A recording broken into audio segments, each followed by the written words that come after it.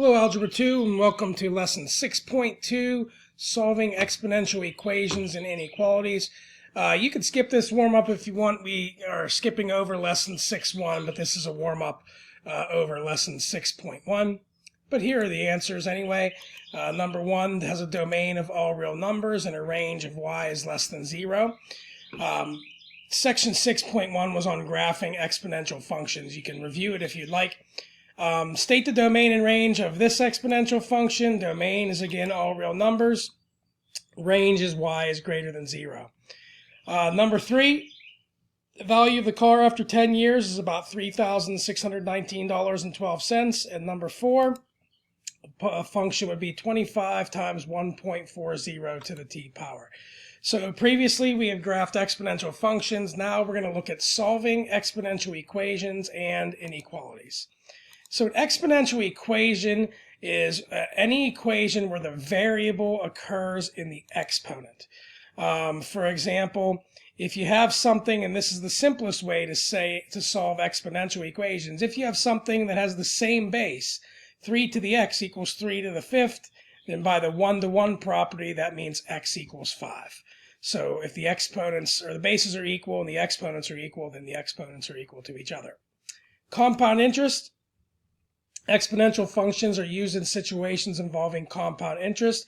It's paid on the principal, your initial investment, and any previously earned interest. You kind of let it sit in there. So this is a very important formula right here for compound interest. P represents your initial amount. 1 plus R represents your percentage rate as a decimal over N, which is the number of times it's compounded per year, to the N, same N there, times T, which is the number of years, and that will give you the amount. We'll get more into that later. And an exponential inequality is an inequality involving variables in the exponent, but it's the same thing as equality. If 2 to the x is greater than 2 to the 6th, we have the same base, then that means that the x must be greater than 6.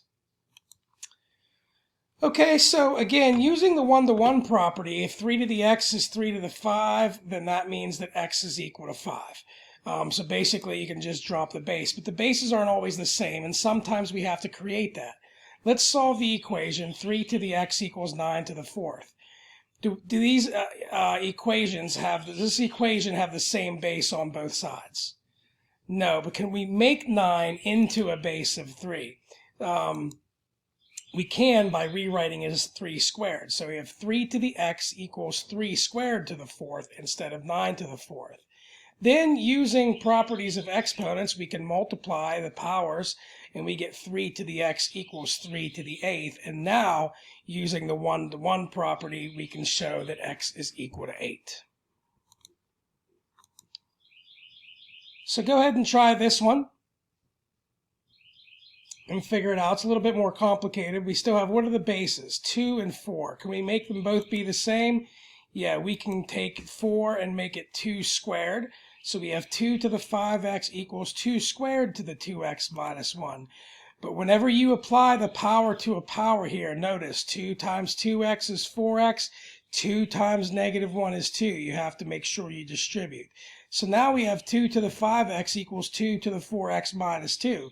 So we can drop the bases and just set the powers equal to each other. 5x equals 4x minus 2. And when we subtract 4x, we get x equals negative 2. So here's 2 problems for you to try.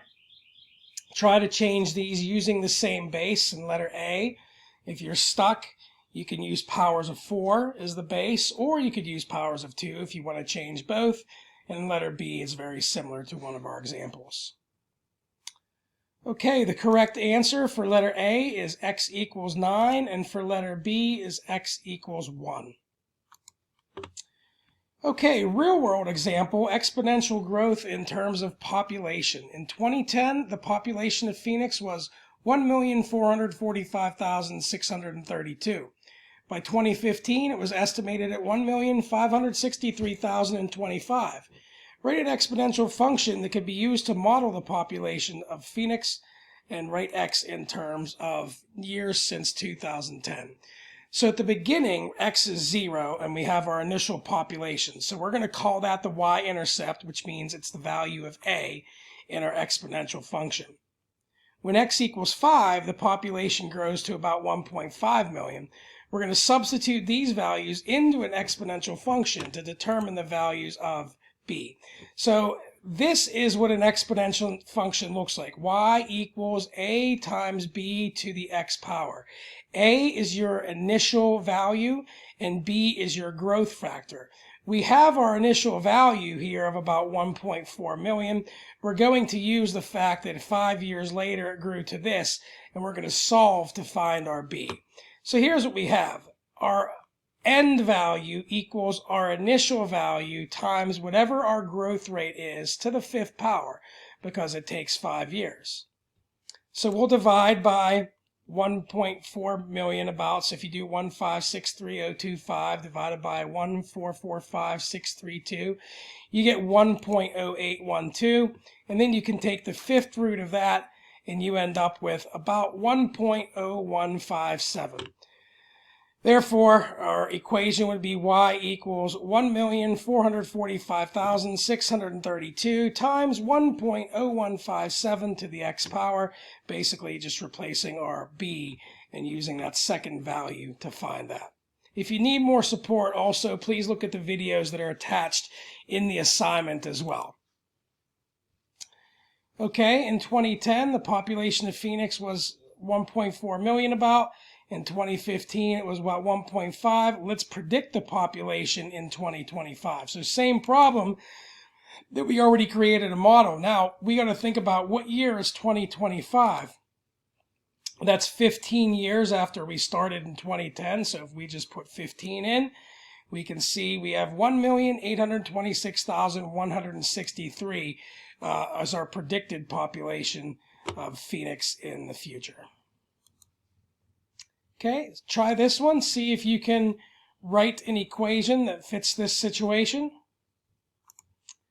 The correct answer is 9,426 times 1.0963 to the x. Make sure you carry through a couple of decimal places on this number whenever you do it. And in letter B, using this to predict 2012, gave us about 28,411. Okay, compound interest. You can calculate compound interest using this formula. A is the amount in the account after T years. P is the principal or the initial amount invested. R is the annual percentage rate. And N is the number of compounding periods each year. Interest can be either compounded yearly, monthly, quarterly, weekly, daily, so we can have a number of different values. So let's say an investment account pays 5.4% annual interest compounded quarterly. If $4,000 is placed in the account, find the balance after 8 years. So we know the interest rate. We need to make sure you write this as a decimal, 0.054. Compounded quarterly means 4 times per year, so N equals 4. $4,000 is our principal, our initial investment, and 8 years is the time.